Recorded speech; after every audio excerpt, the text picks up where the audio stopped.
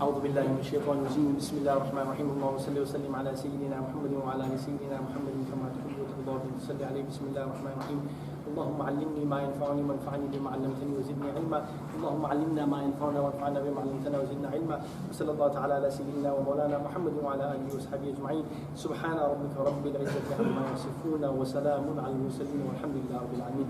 Assalamu alaikum wa rahmatullahi ta'ala wa barakatuh. We're discussing Surah Al Kahf, and last week we had discussed the similitude and the parable which is presented in Surah Al Kahf about the two people, the two men. One who was given a garden, and he was blessed with all types of fruit and all types of protection and all types of sustainable development in his garden there, which made him very, very rich. But with that came moral and ethical and spiritual degeneration in him, by him becoming very, very arrogant about his possessions and so on there, to a point wherein he used to go out there and boast about all of his successes and whatever it is there, and he regarded happiness being equivalent to possessing wealth and possessing power. And that was the essential story of the man and his outlook and whatever it is. But then the Quran gives you an interesting narrative, in the sense that as opposed to what we normally would be like, when we are presented with a person who has some type of position and status because of his or her wealth and because of his or her positions and social status and power, right? We generally have a tendency to become very meek and very humble, to a point of being humiliated before them. And we feel ourselves as being, of a lesser caliber than them, simply because they have more money, and they may possess to a certain degree, by virtue of that money and that wealth, some degree of status or some degree of power. So it creates in us an inferiority complex that, hi, I'm not so rich, I'm not so powerful, I don't have social status there. If I had wealth, right, and if I had so much of abundance of children and such a network of people who follow me and who want to be like me, and harp on and cling on every word that I say and so on there, then I also would have had a comfortable lifestyle, and I would have had happiness in the world. Now the Quran gives us a completely different perspective on this, as opposed to what normally you and I would feel when we are presented and when we are in the presence of people who are wealthy, with a greater social status, with greater power, and whatever the situation may be, and we feel a little, inferior, and we feel like down, and these are the, big hazrats and, lanis and motas and whatever we feel about them, right? The Quran tells you that the poorer man, in spite of the fact that he may not have possessed wealth, and he didn't have social status and power and extra children and people following him and having a great social network or a virtual network, Facebook followers and this and that and Instagram people following you, etc., etc., etc. The poor man, on the other hand, gives you the Quranic mindset in terms of what a believer is.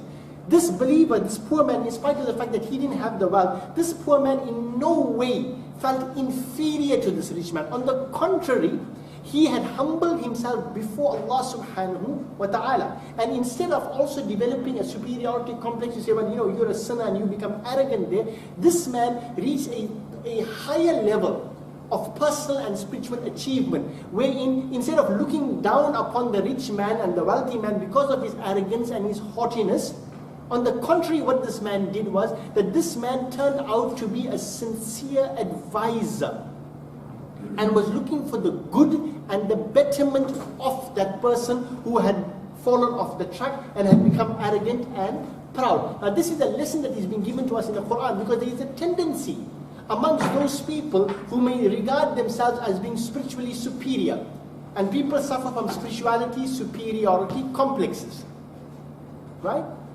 And so they will look at a wealthy man, and they will see this wealthy man in terms of his wealth and social status and his extravagance and his spending and his lifestyle and his, the drunkenness of the power and affluency and whatever it is there, and he will see him going off the tracks. Right? And the spiritually superior man with a spiritual superiority complex will look at him haughtily and say, look at him, Tala Gunagar. Look how he's wasting his money. Look there, he's being extravagant. What are you doing? What are you doing? You're being judgmental. Are you any different from that wealthy man? No, you're not. No, you're not. He is being proud because of his wealth and his social status. Right? By you being judgmental of him, by you having an attitude of superiority, look here, I'm not a sinner as big a sinner as he is there, and looking down on that person there, you are no different from the rich person. Both of you, in terms of principle, are committing the same sin, which is what? Arrogance. Be very careful about this. Many good people have fallen into this trap, wherein they look down on people who are unaware of the fact that they themselves are major sinners because they become arrogant. So they are sinners. But don't fall into the trap of you yourself becoming a sinner, right? By then looking down upon the person and say, hush, hush, shame. Well, I don't want to know him. No different. I always say there's a tendency in our community, and generally in the sectarian groupings, right? They will look down upon each other. No, this person here, his iman is not right. No, his akidah is not right. No, these people don't make enough zikr. Oh, no, those people don't do enough khidmat. No, those people don't do enough shab guzari. Oh, whatever it is. They look down upon everybody else, right? Because of their sectarian leanings and whatever the situation may be. But then the question arises, hold on a minute, sir. What did you just do? And because we look down upon people like that, because of our own spiritual superiority complexes there, then we have a tendency to develop a bigger disease, which is, instead of looking at every person as a potential reformed person, as a potential saint, as a potential Muslim, as a potential person who will make tawbah and revert to Allah subhanahu wa ta'ala, we start looking at people as potential kafirs, as potential munafiqs, as potential sinners damned to the fire of hell, which is contrary to the sunnah of the Holy Prophet alayhi salatu wasalam. Now, it's a major disease in our community. Right? No one wants to go out there and work for the salvation of any person. No one wants to save his brother in Islam from the fire of hell. No one wants to do that. And I always use this example, in terms of our sectarianism in our community, locally and globally. Right? I asked the question, I said, hold on a minute, right? If you ask a group of people, right, who could regard themselves Ahlus Sunnah wal Jama'ah, who subscribe to the Ahlus Sunnah wal Jama'ah, what is your opinion about the sectarian group which is known as the Shia group? Chances are some of the extremists within the Ahlus Sunnah wal Jama'ah will regard them as being, right, at the very least, misguided. And some of them will stop short of calling them kafir, if not calling them kafir. Right? From within the Ahlus Sunnah wal Jama'ah, if you ask people about the Salafi Wahhabis, from the hardcore to the, not the too extra hardcore, right? What's your opinion about these people? They say these people don't belong to Ahlus Sunnah wal Jama'ah, number one. And number two, they are kafir. Right? And within our own politics out there, if you get the extremes from all our other groups there, each one is calling the other kafir. Right? That is takfir. So I asked the question, now hold on a minute. And let me show you mentality of our community and tell me if I'm wrong. Right? If you see, okay, I'll give you a typical example. If you heard that a member that belongs to an opposition sectarian group, meaning you guys are loggerheads, like you are from this group and he's from that group. You heard that fellow, there's a problem and this one here had happened and they caught a hiding or something. Good, the bloody deserve it. Sade Jahannami, they are like, this one here, kafirs, munafiqs, this one here, that one there, and we'll carry on. Right? It won't hurt us. Right? So what happened? The Shias, right? So what's the big deal about it? So what happened? But the Wahhabis, right? So what's the big deal about it? And then the Jahannamis is there. Let them go to hell. 1. 2. In an event that you are on the battlefield, right? And you are a Sunni. Whatever Sunni you are. Right? You are a Sunni. And next to you is a Shia. Next to you is an Ibadi, the hardcore, Salafi, right? Ibadi on the other side, right? Next to you, on the other side, this side here, there's a Deobandi. And the Deobandi and the Barelvi are standing next to each other, but they're on the battlefield. Right? And a couple of kafirs came up and said, well, you guys choose. Who wants to die first? What do you think would the typical Muslim response be? He's Gustakhi Rasulullah, kill him first. That bloody Shia, Gustakhi Sahaba, kill him first. He's a son of Wahhabi, shoot him first. right? He's a Barelvi, shoot him first. He's a Kabar Pujari, shoot him first. If they didn't articulate it in his heart, he believes, Salah, I deserve to live. How many of them say, shoot me first, then leave them? He's my brother in Islam. I'll die protecting them. Anybody? If push came to shove, I mean, it's life and death now. Who would go out and say, no, he's still reading the kalima. He still faces Qibla. Right? He still reads the Quran, even if though the Quran is still being hidden somewhere, they've got their own personal Quran somewhere. You understand? Never mind, he's a Kabar Pujari, but at least you know what there, he says, Ashhadu an la ilaha illallah, Ashhadu anna Muhammad abduhu wa rasuluhu. How many of you will think like that? Say let me die first. Besides the natural inclination towards saving your own life, but the tendency would be that test your heart. Test your heart, especially those people, many of you may not fall into that category, Allah save all of us. If you are one of those people who's hardcore in terms of belief, and I don't think many of you are, inshallah ta'ala, right? If you have that hardcore, dislike for people in your heart simply because they don't believe the same thing that you may believe in terms of subscribing to a certain ideology. And if you've reached that level there where you are hoping for that person to die, or you are waiting for that person to be destroyed, if you're waiting for that person to perish, right? Just based on your general knowledge that this person subscribes to this view without having even, interrogated the person or analyzed or discussed, nothing. And I know lots of people like that from every sectarian group around. We are in trouble. We are in real trouble.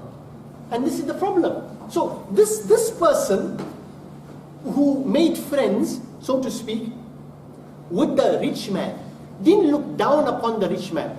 All that he tried to do, he went out of his way in a very nice way, but in a very informative way, and in a very intellectual manner, using very, very valid arguments, put his point across there to try and save the guy. And this is what we need to learn from this.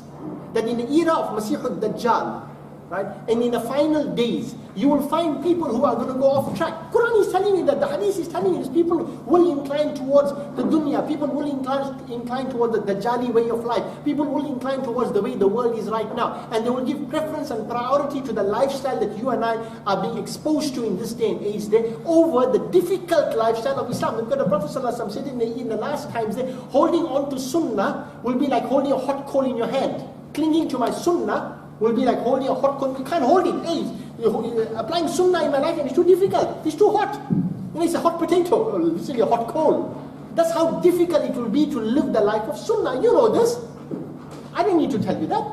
I mean, in comparison to the lifestyle that is being actively promoted outside there, living the life of sunnah, and when I mean sunnah, I don't mean this external sunnah. I mean the sunnah of simplicity of lifestyle is diametrically opposed to the lifestyle of extravagance and this and that is being constantly, presented to us out there. You're like clinging to a hot coal. You're going to get affected by it in one way or the other.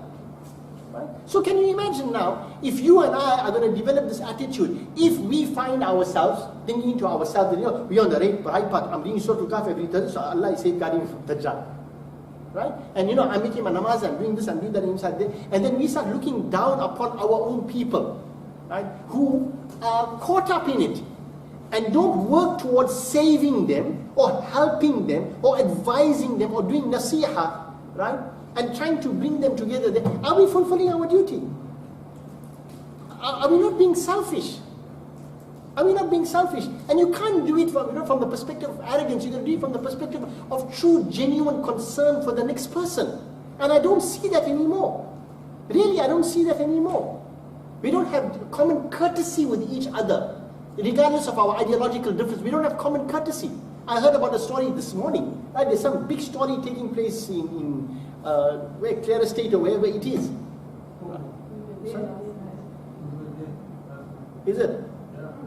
Even today, there's a whole crowd. They won't allow it for any publicity. Now, what is this? They're showing somebody to Really? Today? Yes, What is this? What is this? So much of hatred. So much of hatred. Why? Oh, you don't subscribe to what I believe in. So you don't come in the masjid. I don't know what the story is. I'm just giving a general story. I promise you, I had an issue about a year and a half. I had a youngster who was belonging to a Shia community. Right? I don't know whether you remember him. He used to come for Zuhur Salah. The guy used to come. He used to sit in the back. He won't really read Salah with us. He sit in the back. He used to put his head on the stone and everything there. He never read Salah behind us. Sometimes he would join the Jummah Salah, because it was Jummah, right? For 1.5 years, my father and I never told him a word. He would see us and he would get us out. Salah. Right? So eventually, after 7, 8 months, one guy came. Do you know that the guy is reading namaz there? He doesn't read namaz behind you guys. Do you know he's a Shia? I said, yes, I'm aware of that. Do you know he's not reading namaz behind? I said, I'm aware of that. So why don't you stop him from the mosque? I tell him why. But he's not reading namaz behind me. So I said, not reading namaz behind me. He's not obliged to read namaz behind me. Nobody putting a stone there. I said, so what's the problem? Nobody putting a stone there. I said, what's the problem? So, but he read namaz differently from us. So I said, that's his business. That's his business. It's Allah's house, not my father's house, not my house. He came and read his namaz however he wants to read namaz. That's his business. If that is the case, then because of his aqidah, you're not going to allow him in the masjid there, right? Then next thing what you're going to say, no, he's an adulterer. Oh boy. I don't need to go beyond that. I mean, adultery carries the largest, the greatest amount of had punishment, right? Legal penal code is for adultery, right? How many people are going to exclude from that situation? Allah save us all. But really, and this is what happens. We don't look for the good in any person, and this is the Quranic lesson that is being taught to us here by this man here. That in spite of this fact that this man was arrogant, in spite of the fact that this man went out of his way to demean, to make this guy look small, he was so strengthened by his iman and empowered by his iman that he looked beyond this man's faults, right, and raised himself to that level of nobility of character that not only looking beyond his faults, he went out there to see whether he can help the guy. And he used aql, he used solid arguments, he engaged with him, he didn't ignore him, he didn't walk away from him, he didn't turn his back away from him. And this is what happens today. This is what happens today. Why can't we just talk about Islam? And I don't mean Islam as a reified, thing out there. Islam has become a reified thing, that everyone subscribes to. I'm talking about Islam, surrender to Allah, submission to Allah, fulfilling the basic requirements of being Muslim, which you guys should be Hafizs of by now. Right? That's all. Is he subscribed? MashaAllah. MashaAllah. That's all I need to know. Because every one of us are sins, and the main theme for today and next week, inshallah ta'ala, is on the concept of sin. Because the Quran goes on to this issue of sin, right? But before we get into that, I just gave you an overview and we went to another tangent there as it is like typically, right? But coming back to the tafsir, he kept on telling him one thing. He says, one of the greatest remedies, right, for curing yourself and treating the symptoms of the disease of affluenza. Got it? Affluenza. I didn't invent the term, some psychologists invented the term. Affluenza is that, where is my reader? Oh, Bismillah. MashaAllah, la quwwata illa billah. And why it was not so that when you entered in your garden, you would have told, as Allah wills, we have no power but the help of Allah. Right, 1 second. So what did he say? He says he's giving you an antidote to the disease of affluenza. MashaAllah. What Allah wills. La quwwata illa billah. I gave you the whole meaning of la hawla wa la quwwata illa billah. And MashaAllah. What Allah wills. Now the man is saying that in terms of you not being taken by the disease of affluenza, is that you got to develop an attitude. Many of us make du'as. We all read du'as. Right? I'm saying you got to now up your ante in terms of your attitude. Saying MashaAllah is not a statement, it's a state. Did you understand that? La ilaha illallah should not be a statement, La ilaha illallah should be a state. Allahu Akbar should not be a statement, it should be a state. I'm coming to Al-Baqiyat Al-Salihah, that's why I'm just giving an introduction to it now. MashaAllah, La hawla wa la quwwata illa billah, Tawakkaltu ala Allah should not be statements, they should become state. They should not be qal, they should become hal. So merely saying mashallah la quwwata illa billah, right, absent-mindedly, right, and ritually, right, like normally you and I do, right, really, I'll give you an example. When you're walking into, when you walk into the toilet, Allahumma inni a'udhu bika al-khubuthi wal khaba'ith. How many of you actually pay attention to what you're saying? I told you this before. Nobody. You just read the dua. The Prophet of Allah, what was he doing? He was communicating with Allah. He said, Ya Allah, I'm seeking refuge in you from all this napak, this impurities and whatever it is in here. Right? This is what it is. So all of this, mashallah, la quwwata illa billah, and so on, they should become not statements but states. Mashallah. This is what Allah has willed. I have no control over it. Like if He decides to take it away, I have no mashallah, la quwwata illa billah. It should become state. And until you don't graduate from statements to state in all of these things here, you won't really truly see the benefit of all these adhkar that you do. These are not only adhkars, these eventually become a state of mind, establish a state of mind in you. So the man is telling, why did he not say, mashallah, la quwwata illa billah? Attribute all of the praise and all of the strength and all of whatever has happened here to Allah subhanahu wa ta'ala, being subservient and submitting to His will. As it would be if you lost it. Right? I give you the example, the famous example of Sayyidina Shaykh Abdul Qadir al-Jilani Qaddasallahu ta'ala Sirrul Aziz. He was also an importer and exporter of stuff. Right? So he had a cargo which was on a ship. And while he was giving his khutbah, people came to him and they told him that Shaykh, your ship, the ship that was carrying your goods there, sunk. So he stopped for a moment and he looked at his heart and introspected and said, Alhamdulillah. A little while later, the same man came back to say, Alhamdulillah, no, it wasn't the ship, your ship that had with your goods on it, it was another ship. So again, he said, Alhamdulillah. So when you heard that your ship sunk and all your goods sunk, you said Alhamdulillah. When they came and gave you the news again, you introspected and said Alhamdulillah, but why? He said, in both